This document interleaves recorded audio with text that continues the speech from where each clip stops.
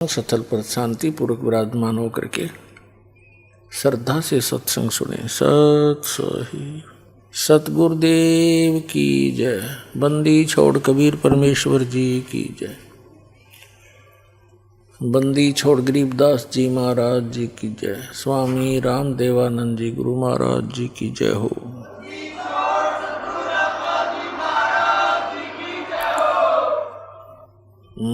गरीब नमो नमो सतपुरुष को नमस्कार। गुरु की नहीं सुर नर मुनि जन साधुआं संतों सर्वस दी नहीं। सतगुरु साहेब संत सब डंडो तुम प्रणाम। आगे पीछे मध हुए तिनको जा कुर्बान।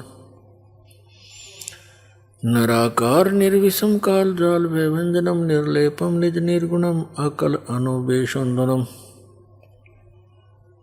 सोहम सुरति समाप्तम सकल समाना निर्तलय उज्ज्वल हीरंबर हरदमम बेपरवा अथा है वार पार नहीं मदतम। गरीब जो सुमर सिद्ध होई गणनायक गलता ना करो अनुग्रह सोई। पारस पद परवाना आदि गणेश मनाऊं गणनायक देवन देवा। चरण कमल लो लाऊं आदंत करूं सेवा। परम शक्ति संगीतम हृदय सिद्धि दाता सोई। अवगत गुण अतीतम सतपुरुष निर्मोही। जगदम्बा जगदीशम मंगल रूप मुरारी। तन मन अर्पों शीसम भक्ति मुक्ति भंडारी। सुर नर मुनि जन ध्यावे ब्रह्मा विष्णु महेशा। शेष सहस मुख गावे पूजै आदि गणेशा। इंद्र कुबेर सरीखा वरुण धर्म राय धामे। समर्थ जीवन जी का मन इच्छा फल पाऊं। 33 कोटि आधारा ध्यावे सहस 88। उतरे बहुत जल पारा कट है यम की फांसी। 33 कोटि अधारा ध्यावे से 88। उतरे बहुत जल पारा कट है यम की फांसी। कर जोरूं विनती करूं धरूं चरण पर शीश। गुरु जी राम देवानंद जी महाराज ने दियो नाम बख्शीश। कोटि कोटि सिजदा करूं कोटि कोटि प्रणाम।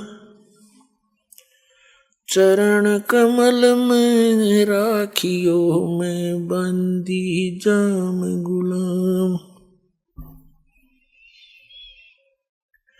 कुत्ता हूँ गुरुदेव का रामपाल दास का नाम। गले प्रेम की जेवड़ी जाखें चो वहाँ जाऊं मैं।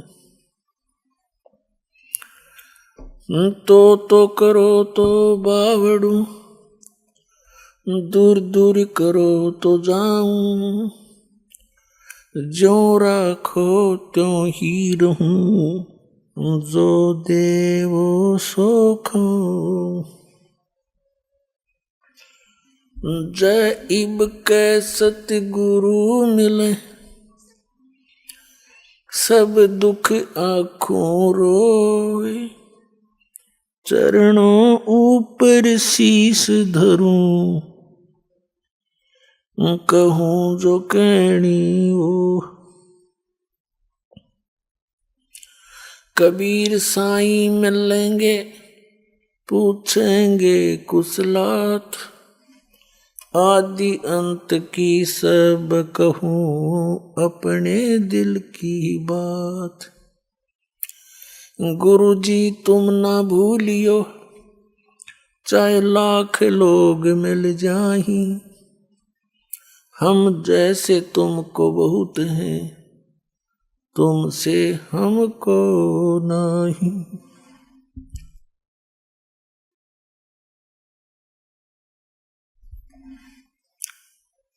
तुम रे विसारे क्या बने, मैं किसकी शरण में जाऊं।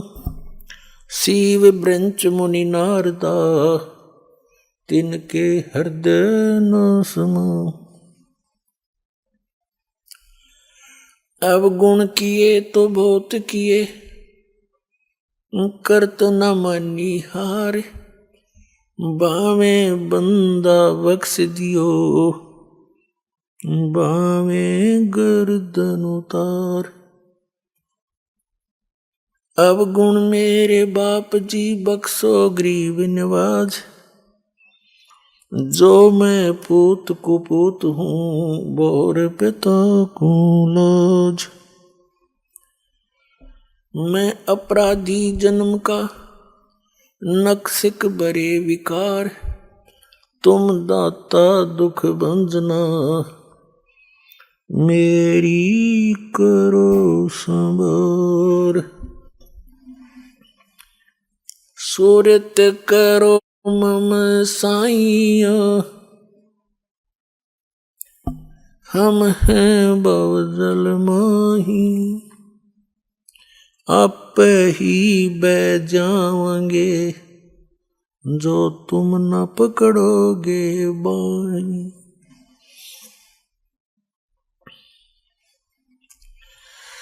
बंदी छोड़ दयाल जी, तुम तक हमारी दौड़।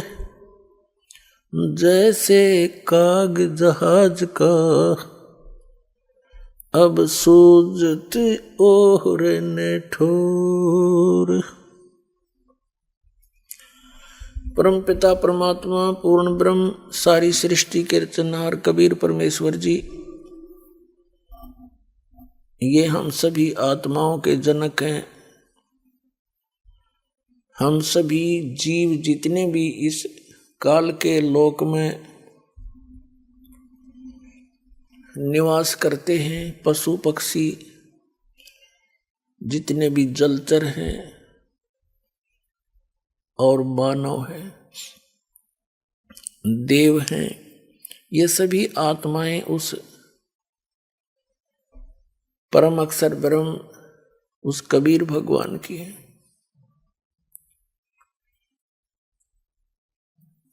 वो कबीर परमात्मा कौन है? जिनके गुण वेद भी गाते हैं, जिनकी महिमा कुरान शरीफ भी बतलाती है, जिनकी महिमा प्रत्यक्ष दृष्टा संतों ने भी की हुई है। वो कौन है? अनंत कोटि ब्रह्मांड का, एक रति नहीं भारे। सतगुरु पुरुष कबीर हैं, कुल के सिरजनहारे। हम सुल्तानी नानक तारे, दादू को उपदेश दिया। जात जुलाहा भेद न पाया, वो काशी माहे कबीर हुआ। जुलाहा कबीर, दानक कबीर, ये परम अक्षर ब्रह्म है। पुण्यात्मा, हम परमात्मा की परिभाषा का कैख है भी नहीं समझ सके आज तक, जब तक ये तत्व ज्ञान हमें प्राप्त नहीं हुआ था। हमें ये तत्व ज्ञान हीन संत ऋषि महर्षि आचार्य शंकराचार्य जो भी भगवान की सतिथि बताते, हम सहर्ष स्वीकार कर लेते थे। पुण्यात्माओं के आंखों में आंसू आते थे भगवान की चर्चा सुनकर, लेकिन वो काल की महिमा सुनाया करते थे और नाम भगवान लेते थे। आत्मा अपने पिता से जब से बिछुड़ी है, ये महाकष्ट उठा रही है। अभी पुण्यात्माओं, आप इस ज्ञान से पूर्ण रूप से परिचित नहीं हुए हो। जिसमें आपकी बुद्धि इतनी मैच्योर हो जाएगी कि आप प्रत्येक संकेत को समझने लग जाओगे, तब आप परमात्मा को अच्छी तरह जान जाओगे। अभी तो आप ऐसी स्थिति में हैं जैसे कोई बालक उठाकर किसी पेन को और कहता है पिताजी ये क्या है, तो पिताजी कहता है कि बेटा ये पेन है। वो कहता है पिताजी कहता पेन है, या दादाजी जो भी जिससे वो पूछ रहा है, फिर कहता वो फिर बताता है ये पेन है। तो वो कहता कहता उसको रख के और चला जाता है। उसकी बुद्धि इतनी मैच्योर नहीं हुई है, इतनी विकसित नहीं हुई है, पिताजी ये बता क्या रहा है। और उसको अविश्वास भी नहीं, क्योंकि वो अपने फादर से पूछ रहा है, लेकिन उसकी बुद्धि स्वीकार नहीं कर रही पेन है क्या वस्तु। और जब वो थोड़ा सा बड़ा हो जाता है, फिर उसको कहते हैं बेटा या बेटी, वो पेन ला उठा करके दौड़ा जाता है और पेन उठा के ला देता है, फिर नहीं पूछता ये क्या है। तो पुण्यात्माओं, अभी आपकी या नहीं मिट्टी है, इस को मिटाने के लिए इतना ज्ञान दिया जा रहा है, सैकड़ों प्रमाण रखे जा रहे हैं आपके सामने। एक दिन आपकी या मिट जाएगी, क्योंकि ज्ञान से ही मिटेगी। वो क्या है, जैसे हम कहते हैं परमात्मा कबीर साहब है, आप सभी स्वीकार करते हो क्योंकि प्रमाण गणे दे दिए। फिर हम बताते हैं कि ये लोक यहां रहने का नहीं है, और ये परिवार जिसको आप मानते हो आपका नहीं है। ये परमात्मा के बच्चे आपके संस्कारवश जुड़े हुए हैं, और जो संपत्ति, जो घर, मकान, कोठी, बंगले तुम बनाए बैठे हो, ये आपके नहीं है। लेकिन आप अस्वीकार भी नहीं करते। दास बोल रहा है क्योंकि आप मेरे शब्द के बच्चे हो, जिसे नाद के कहते हैं, और आपको ये अविश्वास भी नहीं है कि गुरुजी गलत कह रहे हैं। लेकिन यह बात आपकी स्थिति में है अभी तक, तो एक समय ऐसा आएगा आपको ये अपने नहीं, भगवान के संपत्ति दिखाई देगी, भगवान के ही ये सब जीव दिखाई देंगे। फिर आपकी भक्ति भी दृढ़ बनेगी और आप निश्चिंत भी होगे, क्योंकि मालिक ने प्रत्येक की चिंता है। नौकर का जितना काम होता है नौकर उतना ही कर सकता है। उन बच्चों को जो उस मालिक ने देना है वो नौकर को दे देता है कि आप इनको ऐसे ऐसे सुविधाएं प्राप्त कराओ, तो वो नौकर का उतना ही काम है, वो करवा दे। तो अभी हम मुखिया बनकर काम करा करते, फिर हम एक दास बनकर परमात्मा का जैसा भी जिसका रोल है, एक फिल्म है ये, तो इसमें जिसका जैसा रोल है उसको एक सुचारू ढंग से करें, भगवान से डर के करें, किसी की आत्मा नहीं दुखावे, क्योंकि सब उस मालिक के बच्चे हैं। और इस मन पापी ने डांटे, जरा सा क्रोध होकर मन माने यू घर में कड़े मचवा दे 1 मिनट में, उसको ज्ञान से और परमात्मा के भय से उसको कंट्रोल करें। तो अब दास जो आपको बता रहा है कि आप यहां बहुत कष्ट उठा रहे हो, और आप इस बात से को सुन अवश्य लेते हो, लेकिन ये समझ में नहीं आता कि कष्ट कैसे उठा रहे हैं। कोई समझता है कि मैं बीमार हूं इसलिए कष्ट है मुझे, नहीं। यहां जो मूल कष्ट है जन्म और मरण का, ये भारी रोग है। उसके बाद 84 लाख योनियों में पशु पक्षियों के शरीरों में पुण्यात्माओं कैर टूट रहा प्राणी पे। अब आप मनुष्य हो और मानव शरीर में ही आप ज्ञान ग्रहण कर सकते हो, और मानव शरीर में परमात्मा ने इतनी सुविधा भी दी है आपको कि आप अपने मकान झोंपड़ी डाल सको, गर्मी सर्दी से बचने के लिए पतले मोटे कपड़े की व्यवस्था कर सको।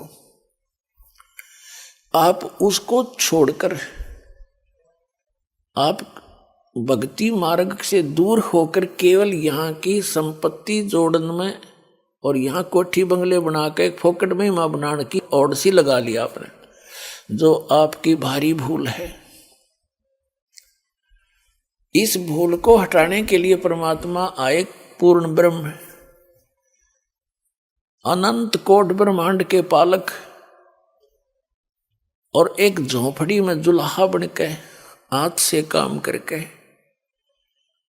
कपड़ा बुनकर एक लीला करके दिखाई कि यदि तुमने भक्ति में सफल होना है, अपनी इन मनोकामनाओं को, इच्छाओं को सीमित करना पड़ेगा। समाज को देखकर आप भक्ति मार्ग पर नहीं चल सकते।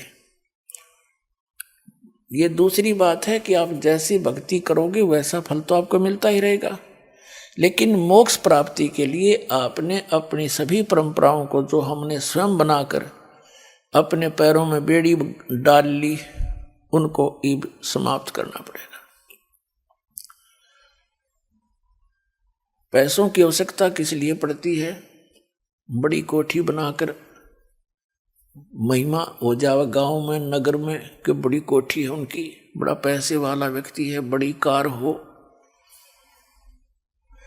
चलिए तेरे संस्कार में होगी, ये तो हो ही जाएगी, और फिर हो जाती है मृत्यु।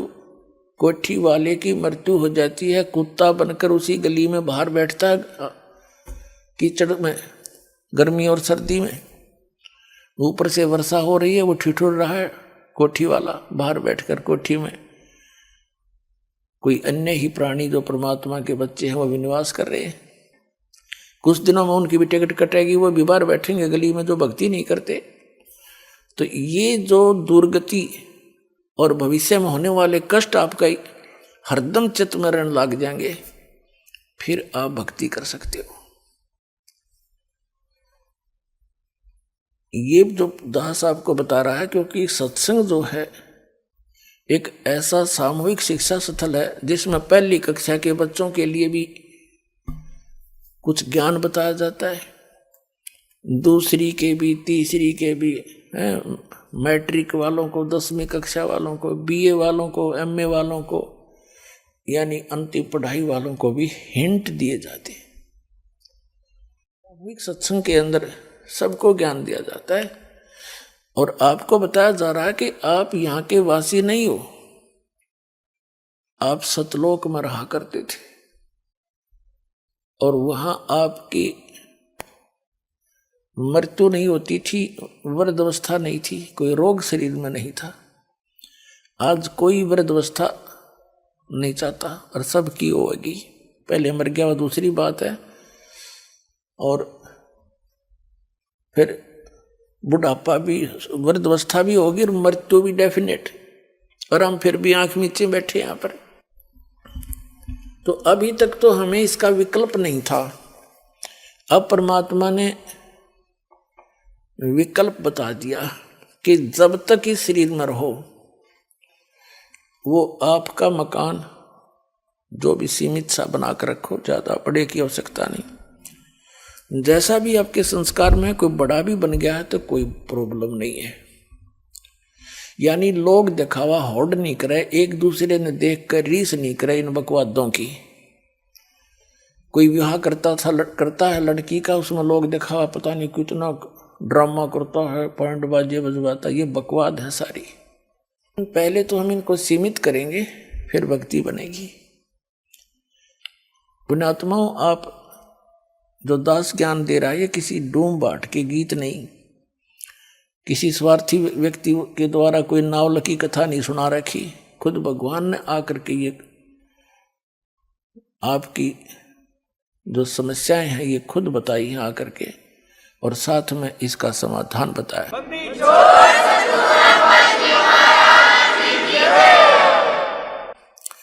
और आप जी ने बहुत दिन हो गए यहाँ कष्ट उठाते ने।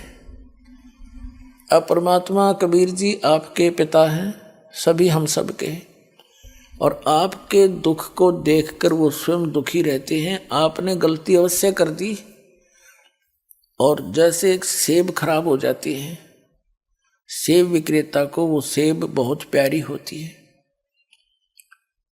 उसको पता है कितनी कीमती है, लेकिन खराब होने के बाद उसके पास कोई विकल्प नहीं है, उसको बाहर फेंकना ही पड़ता है। तो पुण्यात्माओं, हम उस सतलोक में रहने के लायक रहे नहीं थे, इसलिए परमात्मा ने हमें बाहर फेंकना पड़ा कि ये औरों को खराब ना करते हैं।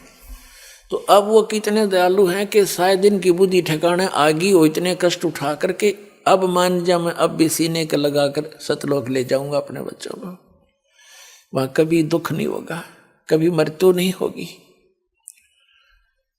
तो इसके लिए बताते हैं, यहां जो परमात्मा स्वयं आए थे, एक झोपड़ी में रहा करते, घास फूस की छात बना के, लकड़ों के टांग के, और उसमें 120 वर्ष रहे और सारी सृष्टि का पालन करते थे। वो सारी सृष्टि के पालक हमें ये दिखाने के लिए कि यदि तुमने मोक्ष चाहिए, ये बकवाद छोड़नी पड़ेगी, समाज को नहीं देखना होगा, एक दास बनकर रहना होगा। वैसे तो भक्ति के लिए चाहे सेठ भी है, भक्ति वो भी कर सकता है जैसे धर्मदास जी थे, लेकिन मर्यादा के अंदर रहकर ही भक्ति की उन्होंने। तो वो परमात्मा हमें इसलिए दिखाने आते हैं कि भाई तुम ऐसे विश्वास करके देखो जैसे परमात्मा ने एक रोल किया। एक बिल्कुल निर्धन व्यक्ति हैंड टू माउथ कपड़ा, जैसे रेजा कपड़ा बनाया करते थे, कपड़ा बन गया, बेच दिया। बेचना नहीं, कमाई उसकी जो मेन ताना मिलता था उसका, और जो मेन ताना उनको मिला उसमें से एक परिवार का भी पोषण किया। परिवार कैसा था परमात्मा कबीर जी का? उनकी कोई पत्नी नहीं थी, उनके कोई माता पिता नहीं थे, उनके कोई बालक नहीं थे, क्योंकि हमारे को आज तक परमात्मा का ज्ञान प्राप्त ही नहीं हुआ। हमने श्री राम, श्री कृष्ण, राजा दशरथ के पुत्र, इन राजाओं की और भगवान बना करके केवल इनकी कथाएं सुनी थी। जो परमात्मा की कथा हमारे सदग्रंथ बताते हैं, वेद सबसे प्रमुख माने गए हैं। तो जो भगवान लीला करता है, जो उसके गुण हैं, वो वेदों में वर्णित है, और वो वेदों में वर्णित जो लीलाएं हैं वो केवल कबीर देव ने, कबीर साहब काशी वाले धानक जुलाए ने कर रखी है। इस विश्व में किसी महापुरुष की ऐसी लीला नहीं जो वेदों से मिलती हो। तो कबीर परमात्मा है, पूर्ण ब्रह्म है, सत्य पुरुष है। तो ये परमात्मा को परमात्मा सिद्ध करने के लिए इतने प्रमाण आपके समक्ष बताए जाते हैं। तो उस परमात्मा ने जैसे कपड़ा बनते थे, उनका परिवार कोई नहीं था, उनके मतलब उनके माता पिता या बालक नहीं थे।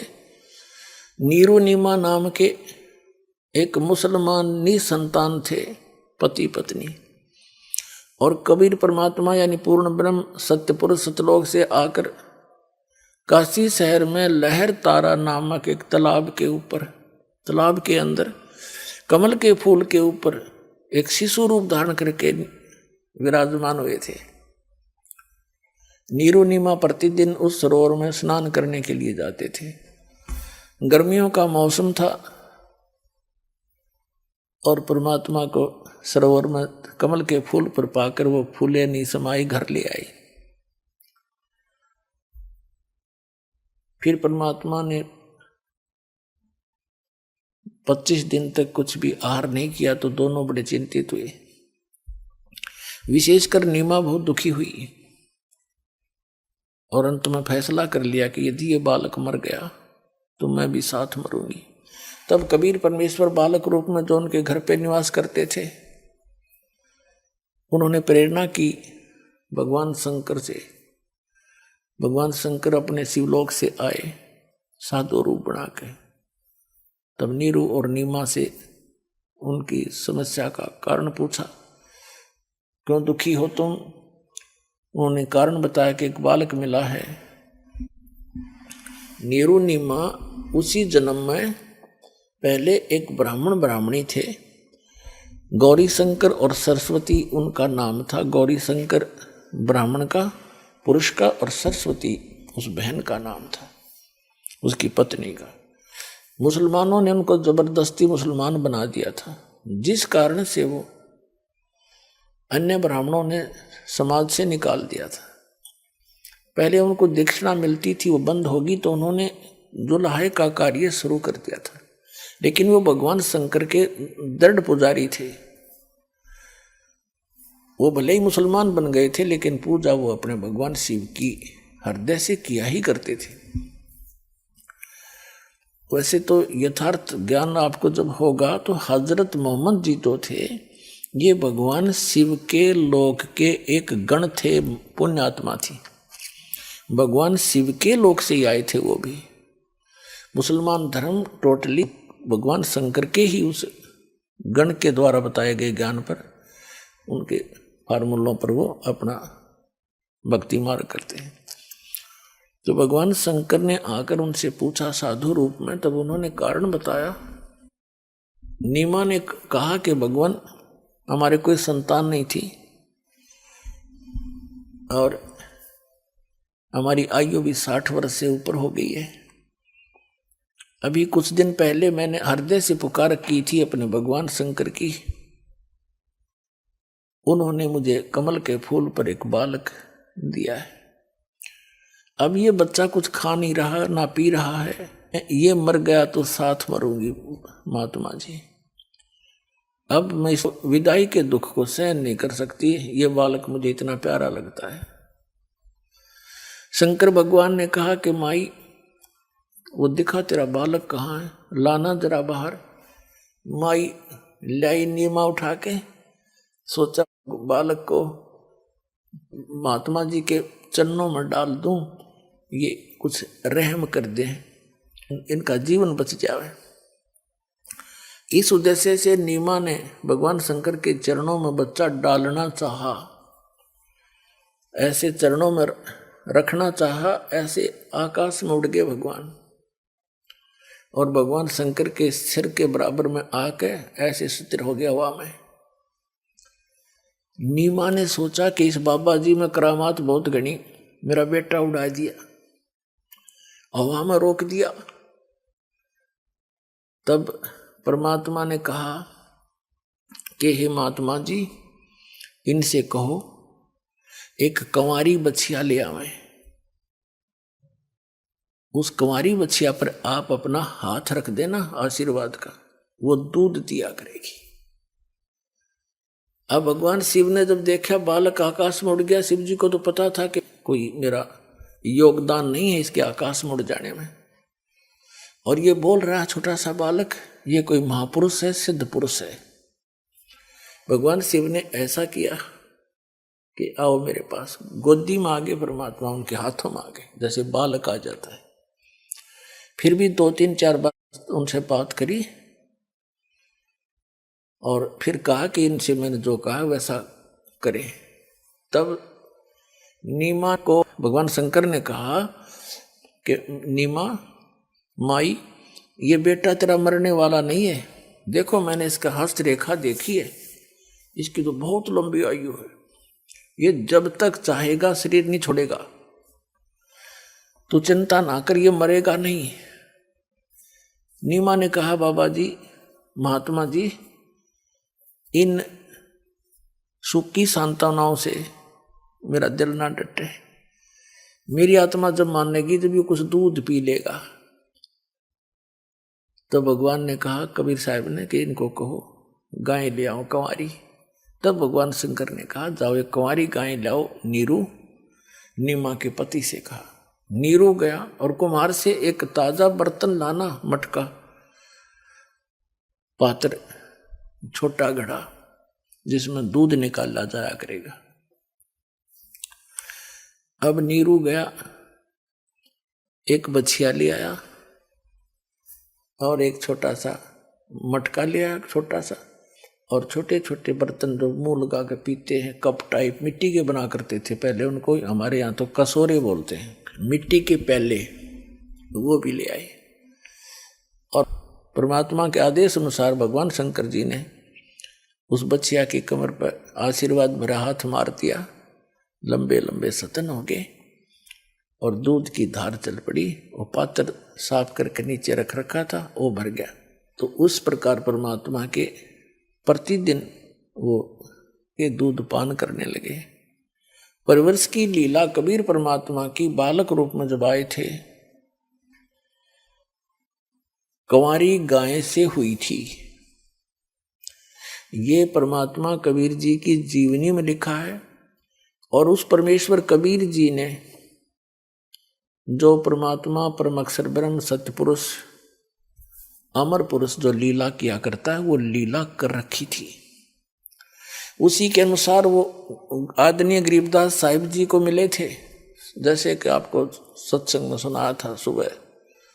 उनको सचखंड लेकर गए थे, फिर उनके अंदर पूरा ज्ञान भर दिया था भूत और भविष्य का। पहले क्या हुआ था, मैंने क्या क्या लीलाएं की थी, मैं कहाँ कहाँ रहा था। जैसे श्री तुलसीदास जी ने लाखों वर्ष पहले की रामायण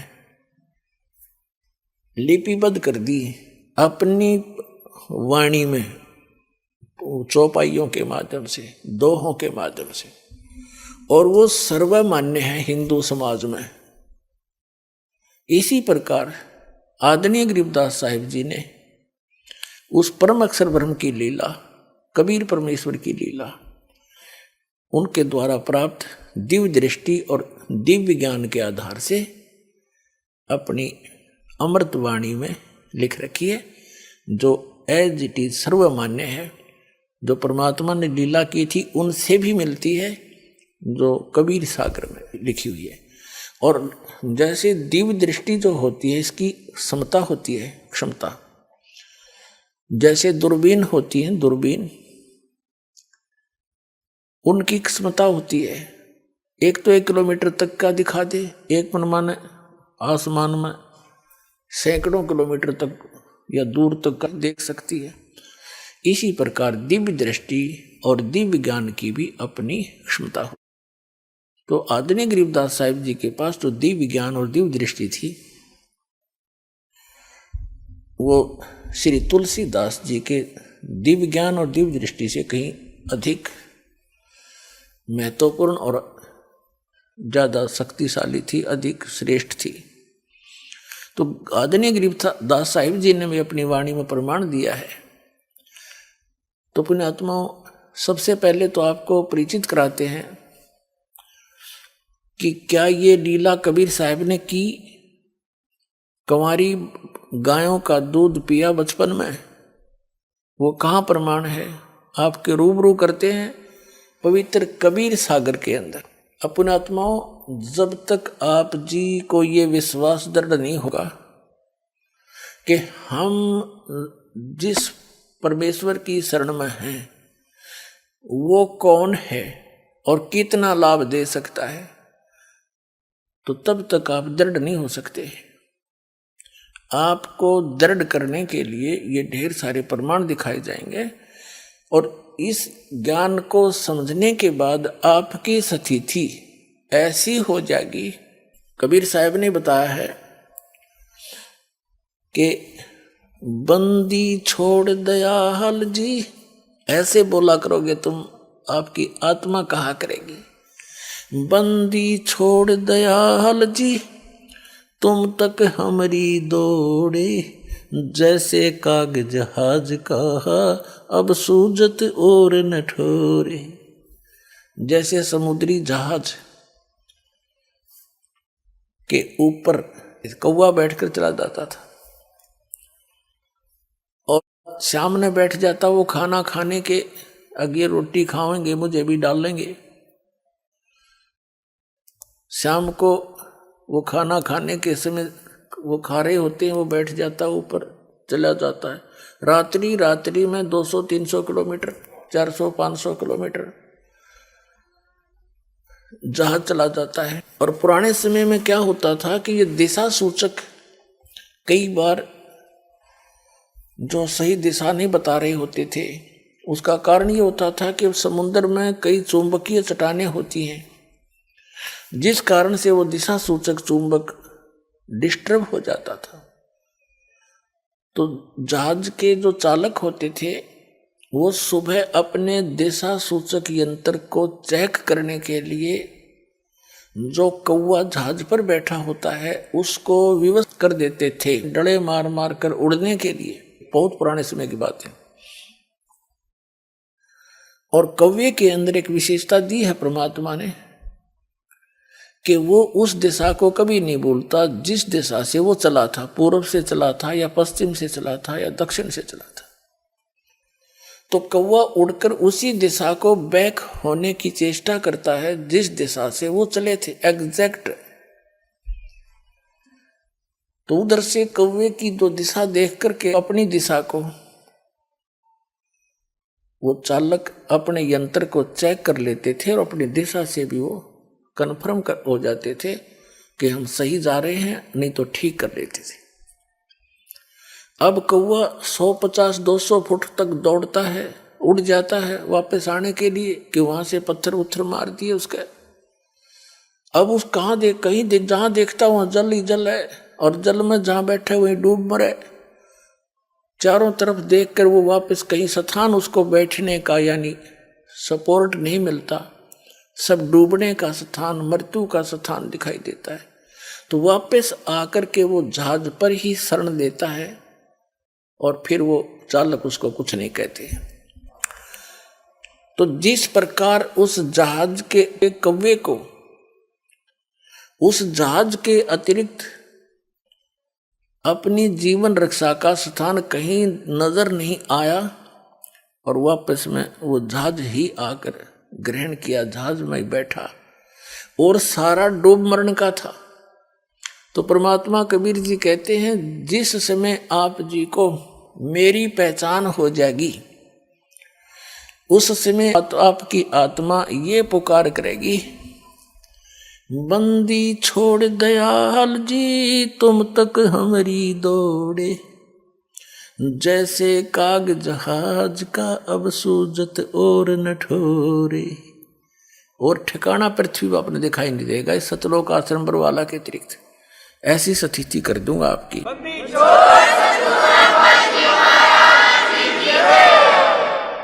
अब आपको प्रमाणित करते हैं कि 600 वर्ष पहले भगवान आए थे, अपने पिता आए थे, और हम अपने पिता को पहचान नहीं सके और हम इन काल के अवतारों को अपने मालिक मान के इनके लिपटे रहे। ये आप दुखी, ये आप जन्म मृत्यु के अंदर। तो जब ये स्वयं ही जन्म मृत्यु के अंदर हैं तो हमारी रक्षा क्या करेंगे? तो ये ज्ञान नहीं था हमें, तो ये ज्ञान अब परमात्मा ने कंप्लीट दिया अपने को। अब आपको दिखाते हैं कि 600 वर्ष पहले जब अपने पिता आए थे और जो उनका विरोध कर रहे थे वो भी उन्हीं के बच्चे थे, ब्राह्मण थे, काजी मुल्ला थे, आचार्य शंकराचार्य थे। ये भी उसी परमात्मा के बालक हैं। उनके अभिमान का नशा हो रहा था और एक संस्कृत भाषा जानकर विद्वान पाक रहे थे।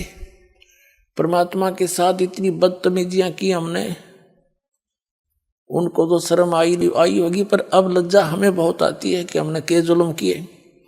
हो सकता हम भी डड़े मारने में उस टाइम उनके, क्योंकि हम बुद्धिहीन हैं। तो पुण्यात्माओं उन्होंने किसी को बद्दुआ नहीं दी, नहीं तो वो कुछ भी कर सकते थे। जैसे दुर्वासा जी एक ऋषि हुए हैं, काल के ऋषि, ब्रह्म के पुजारी थे, और श्री कृष्ण जी के पुत्र प्रद्युम्न ने और साथ में 5-10 और यादव बच्चों ने जाकर उनके साथ मजाक कर दिया था, और उस मजाक करने से इतना भयंकर श्राप दे दिया कि तुम्हारा नाश इसी से होगा जिसका तुम गर्भ बना कर आए हो। नकली गर्भ बना रखा था, एक सांग रखा था, स्वांग पर रखा था, एक गर्भवती स्त्री का प्रद्युम्न को बना रखा था।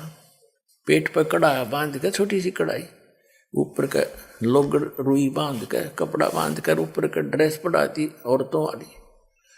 दुर्वासा से पूछा था कि भगवान, गणित बहुत वर्षों के उपरांत विवाह के इनको संतान की आशा हुई है, ये उतावले हो रहे हैं, आप इन्हें बताइए पुत्र होगा या पुत्री। अब इन सिद्धियों में थोड़ी बहुत अंदर की जानकारी हो ही जाती है। उसने देखा, जानते हैं ये तो लड़का है, स्वांग बना रखा है, श्राप दे दिया कि यादव कुल का नाश होगा इस तरह, और सारे यादव कटके मर गए।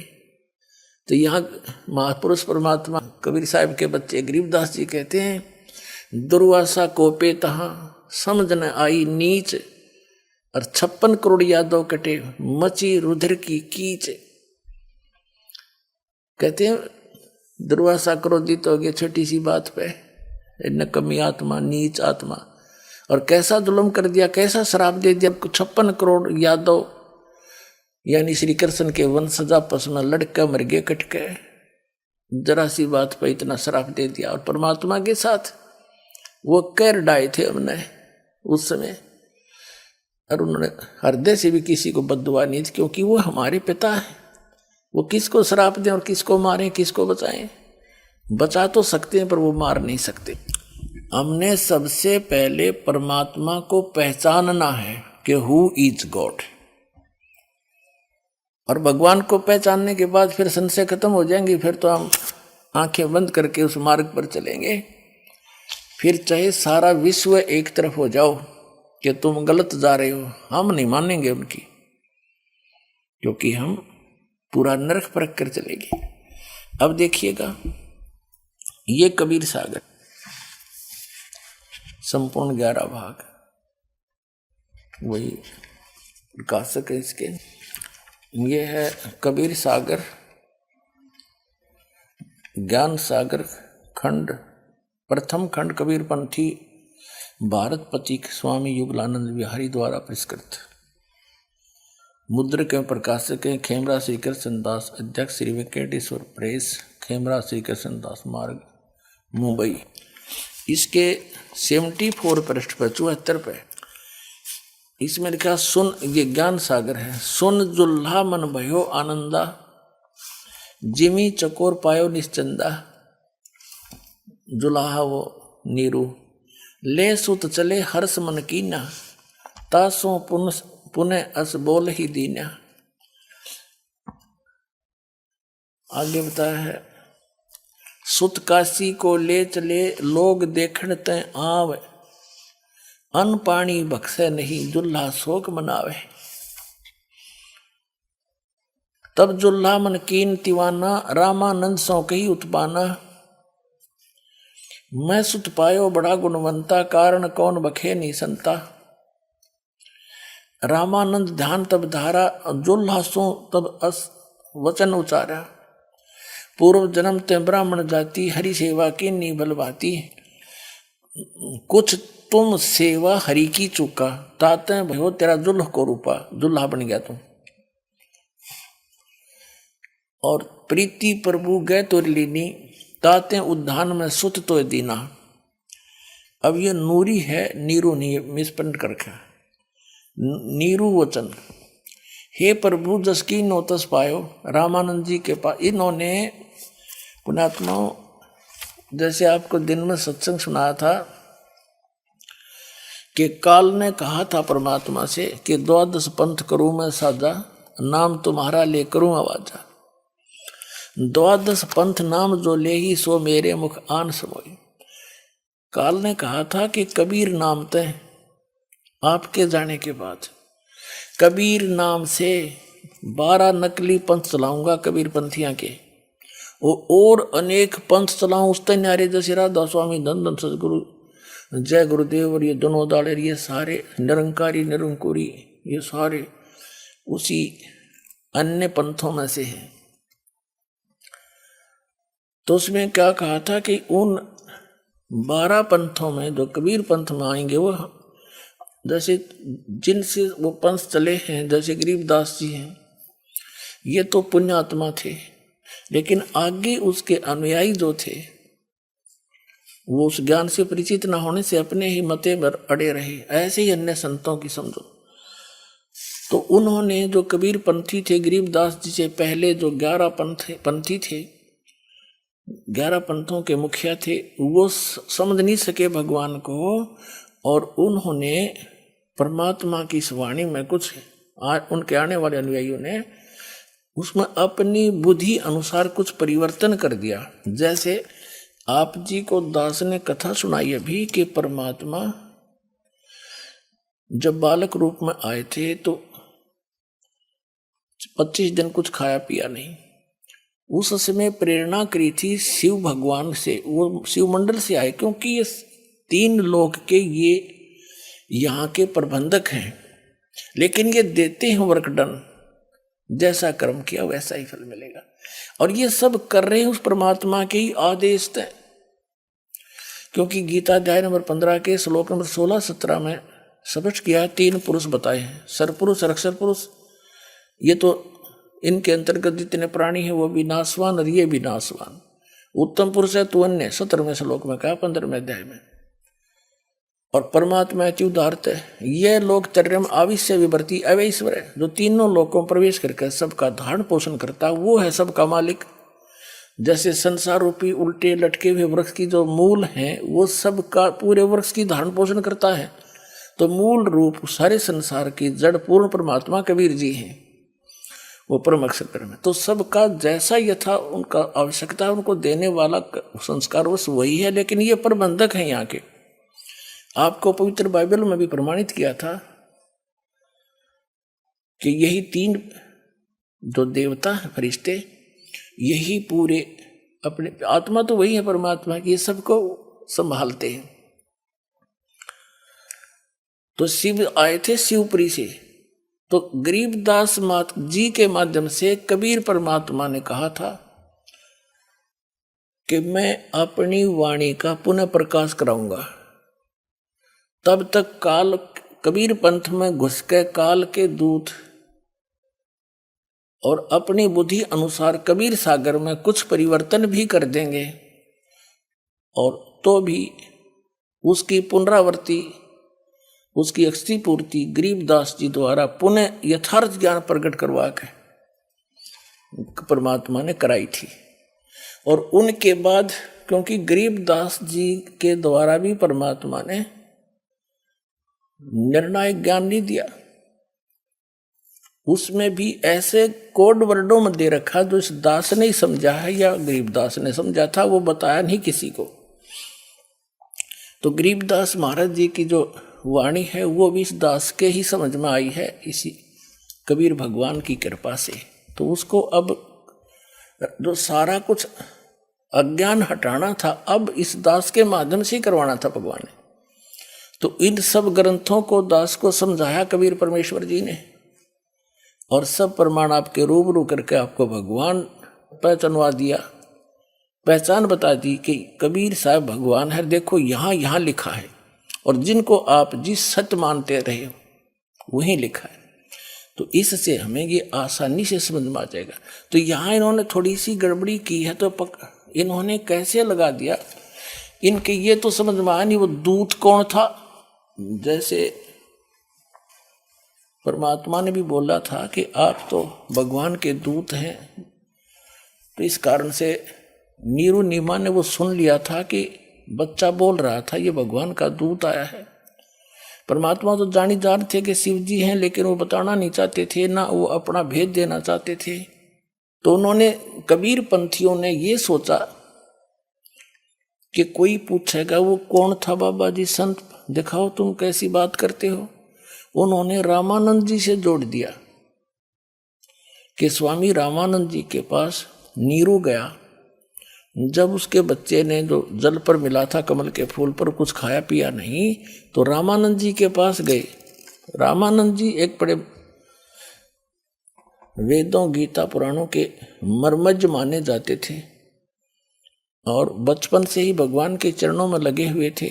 जब परमात्मा आए उस समय वो 99 ईयर ओल्ड थे, 99 वर्ष के हो चुके थे। तो रामानंद जी से जोड़ दिया इन्होंने कि कोई पूछेगा तो रामानंद जी से बात करी थी। यहाँ चर्चा रामानंद जी के, लेकिन कथा जो की तो है कि कवारी गायों के दूध से मालिक की परवरिश हुई थी। ये हमने निर्णय करना है, निष्कर्ष ये निकालना। ये देखिएगा हम पढ़ रहे हैं कबीर सागर ज्ञान सागर में 74 पृष्ठ पे। अब हम यहां आगे कि रामानंद ध्यान जब धारा जुल्हा सो एक तब वचन उचारा। हाँ, तब जुल्हा मन कीन तिवाना रामानंद सो कई उत्पाना। मैं सुत पायो बड़ा गुणवंता कारण कौन बखे नहीं संता। कि मुझे एक बहुत गुणवंत बच्चा मिला है, सुंदर अच्छा, लेकिन वो खा पी नहीं रहा है, संत जी क्या कारण है। रामानंद ध्यान तब धारा जुल्हा सो तब वचन उचारा। पूर्व जन्म ते ब्राह्मण जाति हरि सेवा की नहीं भली भांति। कुछ तब सेवा हरि की चूका ताते भयो जुल्हा का रूपा। प्रीति प्रभु गए तोर लीनी ताते उद्यान में सुत तो दीना लीना। अब नूरी नीरू कहता है, ये नूरी नहीं है, मिसप्रिंट है। हे प्रभु जस की नो तस पायो आरत यानी संकट निवारण के अर्थ हो। आतुर आरत हो तो दर्शन आयो। सो कहिए उपाय गुसाई बालक अक्षुदा वंश भूखा है कुछ खाई। रामानंद युक्ति विचारा तुम सुत कोई ज्ञानी अवतारा। तेरा पुत्र जो है ये कोई ज्ञानी अवतार है, अच्छी आत्मा है। बछिया जाही बैल नहीं लागा सोले ठाड़ करो ते ही आगा। रामानंद जी ने कहा कि एक बछिया लिया जिसको बैल ने टच ना किया हो, अर्थात कंवारी गायें। सोले ठाड़ करो ते ही आगा, उसके वहां लाकर खड़ी कर देना। दूध चले ते ही थनते दूध ही धरो छिपाई। अक्षुदावंत जब होवे ताको ता कह देव खवाई। इसका अर्थ है कि बछिया ले आओ फिर वह दूध देगी, उसको छुपा के रख लेना, भूखा हो जब खा लेगा। जुल्हा एक बछिया ले आवा और चलो दूध कोई मर्म न पावा। चलो दूध जुल्हा हरसाना राख छिपाई कहो नहीं जाना। सुन, ये तो आगे है। अब यहां कहते हैं दूध तब पीवत नाम कबीरा और खेलत संग संत संग मत धीरा। अब कहने का भाव ये है, हमने सिर्फ इतना समझना चाहिए, हमने इतना ही पर्याप्त है कि परमात्मा जब आए उनकी परवरिश की लीला कंवारी गायों से हुई। गरीबदास साहिब जी ने क्या कहा, अनब्यावर को दूहत है दूध दिया तत्काल। कंवारी बछिया को दूहत है आशीर्वाद दे दिया और दूध दिया तत्काल। पीवे बालक ब्रह्म गति तासिव भय दयाल। 7 बार चर्चा करी बोले बालक बैन। शिव को कर मस्तक रखा ला मोमिन एक धैनु यानी कुंवारी गाय लिया। तो हमने ये निष्कर्ष देखना है, क्योंकि सबसे ज्यादा ऑथेंटिक हमारे ये 2 ग्रंथ हैं, 3। एक तो पवित्र वेद, पवित्र हिंदू धर्म के जो पुण्यात्माएं हैं उनके लिए वेद, पवित्र 4 वेद, पवित्र 18 पुराण, पवित्र श्रीमद् भगवत गीता, ये एक अमर ग्रंथ समझ लो हमारे। इनमें जो लिखा हो भगवान की लीला लिखी है पवित्र वेदों में और पवित्र श्रीमद् भगवत गीता में एक जैसा ज्ञान है, मिलता जुलता। पवित्र पुराण जो है वो अन्य ऋषि महर्षियों के अपने अनुभव हैं, वो यदि वेदों से नहीं मिलते हैं तो वो कच्चे ही कच्चे हैं, वो कंप्लीट नहीं है, उनके सतर का ज्ञान है। और वेद और गीता गॉड गिवन ज्ञान है, तो जो गॉड गिवन है वो सही है। और कबीर सागर में भी गॉड गिवन ज्ञान, और गरीबदास साहिब जी को समय लेकर के वापस छोड़ा वो गॉड गिवन ज्ञान। तो इन तीनों से जब मेल खा जाएगा जो प्रकरण है वो फाइनल हो गया, तो उसमें कोई शंका नहीं रही। अब एक तो आपको पवित्र कबीर सागर में सिद्ध कर दिया कि जब कबीर साहब बालक रूप धारण करके आए थे, बछिया ताही बैल नहीं लागा, वो कंवारी बछिया, उस बछिया के दूध से माल परमात्मा की परवरिश की लीला हुई थी।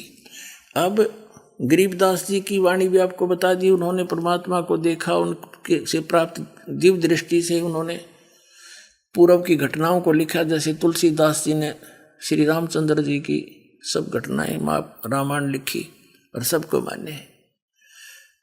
और अब हम आपको दिखाते हैं वेदों में कि वेदों में परमात्मा के गुण हैं, वो कैसी लीला करता है। और आंखों देखा उन महापुरुषों ने कि हु इज गॉड, तो हमने परमात्मा को पहचानना है कि कौन है वो भगवान जो हमारे संकट को दूर कर सकता है, जन्म और मृत्यु के रोग से हमें बचा सकता है, और हमारे ऊपर इस वर्तमान के जीवन में जो भी हमारी किस्मत में, भाग्य में, प्रारब्ध में संकट लिख रखे हैं, हमारे पाप कर्मों का संयोग है, उनसे हम दुखी हैं, उनको कौन नाश कर सकता है, कौन उनसे दुखों से बचा सकता है, और कौन हमें यहाँ काल के जाल से निकाल सकता है। तो वो केवल एक ही परमात्मा है, कबीर परमात्मा, जिसको हम सतपुरुष भी कहते हैं, और उसको परम अक्षर ब्रह्म भी कहा है गीता जी में, और उसको अकाल मूर्त सब स्वरूपी राम, सत्य पुरुष कहो, सतपुरुष कहो, ये कबीर परमेश्वर जी की ही उपमात्मक उपाधि के नाम है। जैसे अपने भारत या अपने देश के प्रधानमंत्री जी का शरीर का नाम तो कुछ भी होता है, लेकिन प्रधानमंत्री उनका रैंक का नाम होता, पद का। ऐसे ही परम अक्षर ब्रह्म, सत्य पुरुष, अकाल मूर्त और ये पूर्ण ब्रह्म, ये कबीर साहब के उपमा के नाम है, पदवी के, और स्वयं का उनका नाम अल्लाह अकबर कबीर देव है।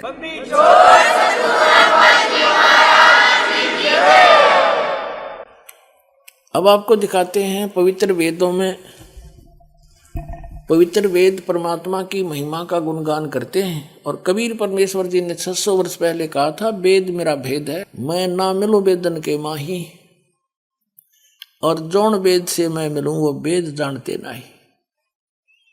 परमात्मा ने 600 वर्ष पहले कहा था कि ये वेद, चारों वेद मेरा भेद है, मेरी ही महिमा बताते हैं। लेकिन इन वेदों में ऋग्वेद, यजुर्वेद, सामवेद और अथर्ववेद, इन वेदों में मेरे पाने की, तुम्हें पूर्ण मोक्ष प्राप्त होने का विधि नहीं है। तो इसलिए इन वेदों में वर्णित विधि से मेरी प्राप्ति नहीं हो सकती, लेकिन वेद गुणगान मेरा ही कर रहे हैं। तो पुण्यात्मा हु इज गॉड अब पता लग जाएगा। देखो ये ऋग्वेद है, मंडल 9 और 10 इकट्ठा ही अनुवादित है। ये कहाँ से छपा है? सार्वदेशी कार्य प्रतिनिधि सभा, महर्षि दान भवन, रामलीला मैदान, नई दिल्ली। और ये इसके अनुवादक हैं, मुद्रक हैं Prince offset printers 1510 Pataudi house, Daryaganj, नई दिल्ली से। अपने आत्माओं, एक सबसे बड़ी आश्चर्य की बात है कि इन वेदों के अनुवाद करता है महर्षि दयानंद सरस्वती जी के चेले और महर्षि दयानंद स्वयं, और ये सभी मानते हैं परमात्मा निराकार है, किसी एक स्थान पर नहीं रहता, वो तो सर्वव्यापक कण कण में विद्यमान है। ये तो उनका अपना अनुभव है, और वेदों को वो सत्य मानते हैं, अनुवाद भी उन्होंने कर रखा है। यदि ये दास अनुवाद करता, ऐसे ही करना था, इससे भी अच्छा करना है, लेकिन ये लोग आपको इस बात से भ्रमित कर देते कि रामपाल संस्कृत नहीं जानता, इसने वेदों के अनुवाद करने का पता नहीं। तो ये बात आपके भी कुछ अवश्य विश्वास में आ जाती कि ये तो हो सकता है। और यही बिजली गिरी रही आज तक। जब परमात्मा आए थे कबीर जी, वो सारा ज्ञान बताया करते थे। हम ही अलख अला हैं कुतुब गोस और पीर, गरीबदास खालिक धनी हमरा नाम कबीर। ए स्वामी सृष्टा में सृष्टि हमारे तीर, दास गरीब अधर बसूं मेरा नाम कबीर। तो और कबीर साहब कहा करते ये ब्रह्मा विष्णु महेश नासवान है, इनकी जन्म मृत्यु होती है, इनकी पूजा से तुम्हें मोक्ष नहीं हो सकता, और ये तुम्हारे भगवान देवता तुम्हारे संकट का निवारण नहीं कर सकते, ये अपना ना कर सके। श्री राम के ऊपर कितने कष्ट आए, वनवास हुआ, सीता का जी का अपहरण हुआ, पत्नी का, रावण के साथ लट्ठम लट्ठा करोड़ों आदमी मर गए, वापस लाए, अग्नि परीक्षा लेकर वापस लाया सीता जी को, और फिर एक धोबी के कहने से 2 और 3 वर्ष के बाद उसको निष्कासित कर दिया कि तू मेरे काम की नहीं। बच्चे कहीं गर्भवती पत्नी को घर से निकाल देना एक बुद्धिमान व्यक्ति के काम है। बाढ़ में जाए सी मर्यादा, क्या मर्यादा हुई जब स्वयं हजारों व्यक्तियों के सामने परीक्षा लेकर ले अग्नि में, यदि अग्नि में जल गई तो कलंकित है, अग्नि नहीं जलाई तो तू सोने जैसी है, निष्कलंक है।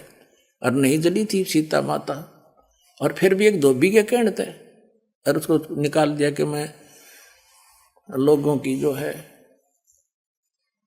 इन व्यंग का सामना नहीं कर सकता। कोई बात हुई या फिर क्या, किसा तो न्यायकारी राजा था और किसा भगवान था। तो पुण्यात्मा, और फिर श्री कृष्ण जी के देख लो, जेल में जन्म हुआ, मामा दुश्मन हो गया, कदे जरासिंह लट सेना लेकर आया, कदे कोई काले वना चढ़ाई कर दी, और अंत कैसा हुआ श्री कृष्ण जी का, कलेजा मुंह को आ जाओ, जो उनकी पढ़ कर देख लो आप। सारा परिवार उसके उनकी आंखों के आगे कट कर मर गया, पोते पाते जी न देख देख कर फूले नहीं समाओ थे, शांति से रह रहे थे, बड़ा मेरा खानदान चल गया, सामने कुलनाश हो गया उसका। तो परमात्मा कहा करते जिनकी तुम पूजा करते हो ये अपने भी प्रारब्ध में परिवर्तन नहीं कर सकते, वो मैं हूं, वो परमात्मा। परमात्मा कहा करते हम ही अलखला है कुतुब गौस और पीर। ये सृष्टि सृष्टा में हम, सृष्टि हमारे तीर, दास गरीब ऊपर रहता हूं, अदर बसूं ऊपर ऊर्ध्व स्थान पर, मेरा नाम कबीर, अवगत सत कबीर। तो उस समय इन संस्कृत भाषा के ज्ञाताओं ने इसी बात से हमें भगवान से दूर रखा कि कबीर साहब एक जुलाहा वर्ण में प्रगट है, और ये शिक्षा ग्रहण नहीं कर सका। ब्राह्मण ही एक वर्ण शिक्षा ग्रहण करने का अधिकारी था, संस्कृत के पढ़ने का, और नहीं पढ़ सकते थे। और वो ब्राह्मण लोग, गुरु लोग कहा करते थे, ऋषि आचार्य शंकराचार्य, के कबीर झूठा है, ये क्या जाने सदग्रंथों वेदों और पुराणों और गीता के गूढ़ रहस्यों को, और ये तो संस्कृत भाषा में लिखे। तो प्रत्येक आदमी के, उनके शिष्यों का भी ये पक्की होगी, कबीर साहब वेद नहीं जान सकते, यहीं फेल हो गए। अरे भगवान थे वो, इतना सुख दिया करते, 64 लाख से सोए थे, वैसे नहीं हुए, सबको सुख दिया था जब 64 लाख उनके चरणों में आए थे 600 वर्ष पहले। 64 लाख से ना कोई मीडिया था, ना कोई ऐसी पुस्तकें थी जो लिख कर भेज दिया करते थे। तो उनको सबको आशीर्वाद दे देकर अपने शरणों में लगाए, उनको भक्ति से चार्ज किया परमात्मा ने, वाणी सुना सुना के ज्ञान दिया, उनके दुख दूर किए। तो उस दृष्टिकोण से तो वो मानने थे कि कबीर जी में कोई शक्ति है, लेकिन यह दिमाग में ना चढ़ेगी भगवान है, और जब तक भगवान नहीं मान लेंगे कबीर साहब को, हम पार नहीं हो सकते। तो अब कबीर साहब को भगवान ही सिद्ध करने के लिए दास को इतना प्रयत्न करना पड़ रहा है, इतने प्रमाण दिखाने पड़ रहे हैं।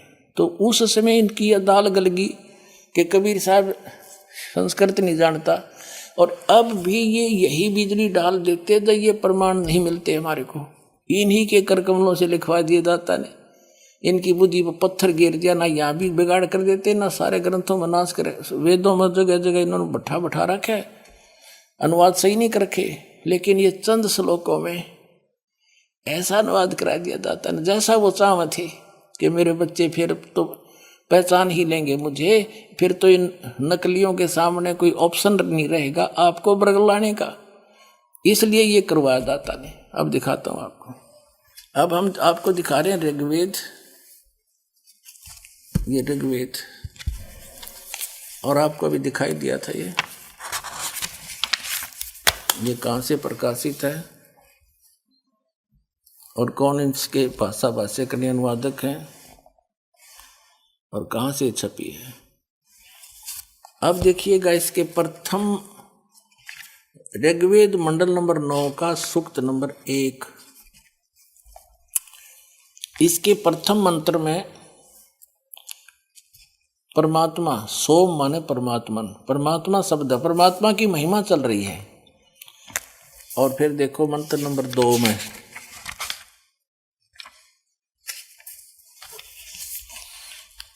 मंत्र नंबर 2 में, ऋग्वेद मंडल नंबर 9 सूक्त 1 मंत्र 2 में, हे परमात्मन आप, ठीक है। तीसरे में भी हे परमात्मन, चौथे में भी हे परमात्मन, पांचवें में भी हे परमात्मन, यही, और इसके छठे में भी हे परमात्मन। अब सातवें में इनका याद आ गया, अरे परमात्मा तो हमने निराकार बता रखा है, तो सारा परमात्मा की और आगे साकार सिद्ध हो रहा है।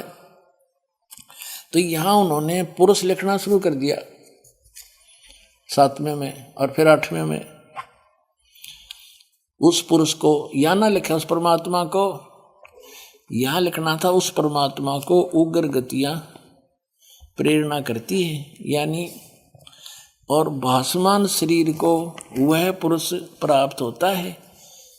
पुरुष माने परमात्मा। अब पुण्यात्माओं, ये इतना अड़ंगा अड़ा दिया इन लोगों ने, अज्ञान कर दिया, आपके हृदय में भर दिया अज्ञान ठोक ठोक के। और हजारों वर्षों से हम ये लोक वेद नावल सा पढ़ते आ रहे थे। अब उस पुराने रंग को हटाने के लिए पहले तो रेग मारा कर पेंटर, और फिर ओरिजिनल पेंट करता है।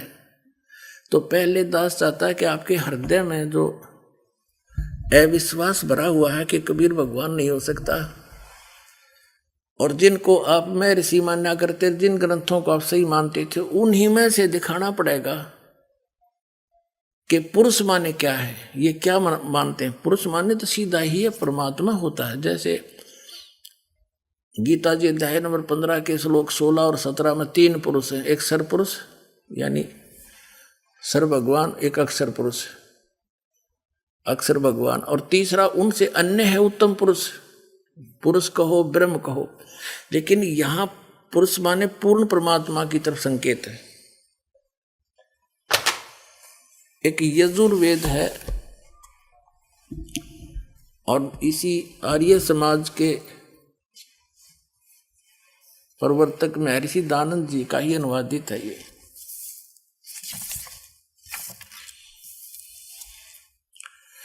प्रकाशक ये सर्वदेशी कार्य प्रतिनिधि सभा 2/5 महर्षि दानंद भवन, रामला मैदान, नई दिल्ली से ये अनुवादक है। यहाँ से ये छपी है, prince offset printers, 1510 Pataudi house, त्रियागन, नई दिल्ली से। अब इसमें वेद ज्ञान दाता वही है जो गीता ज्ञान दाता है। वेद ज्ञान दाता वही है जो गीता ज्ञान दाता है। गीता अध्याय नंबर 8 के श्लोक नंबर 13 में गीता ज्ञान दाता कहता है, ओम इति एकाक्षरम ब्रह्म व्यवहारण माम अनुसमरण यह परियाति तदंदेहम सयाति परमाम गतिम। मुझ ब्रह्म का, श्री कृष्ण में प्रवेश करके बोल रहा है वो काल ब्रह्म, मुझ ब्रह्म का केवल एक मंत्र है, नथिंग एल्स, इसके अतिरिक्त कुछ नहीं।